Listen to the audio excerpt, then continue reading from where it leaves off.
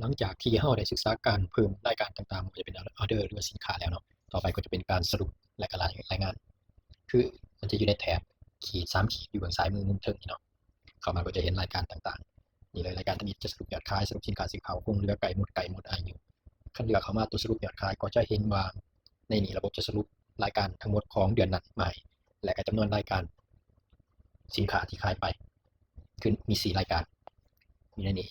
ถ้าเราอยากรู้ว่าปลายทางมีจากรายการนะครับที่เอาตัวปลายทางมีในนี้ปลายทางที่ผู้สนใจมี1รายการถ้าปลายทางที่จ่ายแล้วนี่มี1รายการเหมือนกันถ้าเราติ๊กตัวจ่ายแล้วออกหมายความว่ามันจะเป็นปลายทางทั้งหมดบ่ได้แยกว่าจ่ายแล้วหรือยังบ่ทันจ่ายเนาะคืออยู่ในนี้ถ้าเราติ๊กออกมันจะเป็นปลายทางทั้งหมด2รายการต้นทางนี้ต้นทางมี1รายการเนาะโอเคต่อไปถ้าเราเลือกเป็นล็อตประเภทสินค้าต่างๆมันก็จะแยกให้ตามนั้นเลยจัดกลุ่มคัดกรองออกมาบ่ว่าจะเป็นกลุ่มรุ่นก็จะเห็นว่ามี1รายการคัดกรองออกมาราคาอะไรครับอนุสิทธิ์มี2โอเคตามนี้วิธีใส่ก็ประมาณนี้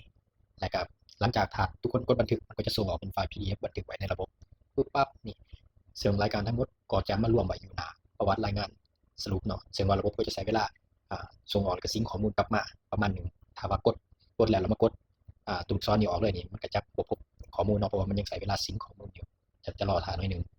หลังจากนั้นเราก็มาเบิ่งตัวนี้ท่าสรุปสินค้าสีขาววิธีการเลือกยังคล้ายๆกันหมดเลยตัวนี้เนาะสามารถเลือกช่วงเวลาได้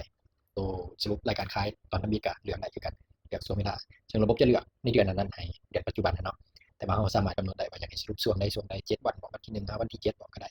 จังซี่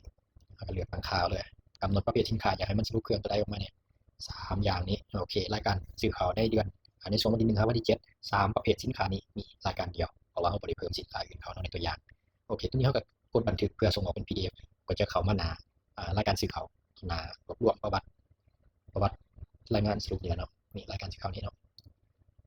รายการสินค้าคงเหลือรายการสินค้าคงเหลือมันจะแสดงรายการทั้งหมดให้เราว่ามีสินค้าใดแน่ที่มีหลายกว่าศูนย์อยู่ในคลังของเราอยู่ในหางของเราซึ่งเราสามารถเลือกได้ว่าอยากเบิ่งเฉพาะประเภทสินค้าหรือว่ากลุ่มสินค้าใดที่ซึ่งในประเภทสินค้านี่ก็จะแสดงเพียงแต่3ประเภทที่มีสินค้าหมายความว่าประเภทใดที่มีสินค้าจะแสดงให้เห็นเท่านั้นเนาะโอเคทุกรายการคือกันทุกตัวหน้าสรุปเวลากดบันทึกมันจะส่งออกเป็นไฟล์ PDF ซึ่งพวกเราสามารถลองมากดเข้าเบิ่งได้ถ้าเวลาผ่านไปประมาณหนึ่งแล้วเผื่อแบบนี่เนาะทุกคนสามารถแจ้งหาแอดมินตกแต่งรายงานเพิ่มเติมได้ตามที่ต้องการเนาะซึ่งนี้เป็นตัวอย่างมีการแสดงรายการประเภทสินค้าวันที่ออเดอร์เนาะหัวหน่วยจำนวนมีแสดงล็อตวิธีการชำระต่างๆผู้ใดอยากให้แสดงตัวใดบ่แสดงตัวใดก็สามารถลบออกเพิ่มเขาได้โอเคประมาณนี้รายการอื่นๆก็คือกันคือตัวนี้รายการสีเขานี่เนาะตัวนี้สินค้าอย่างเปิดนี่ประมาณนี้นี่เป็นจำนวนสินค้าแล้วก็ราคาเป็นราคาต้นทุนเลยเนาะโอเคประมาณนี้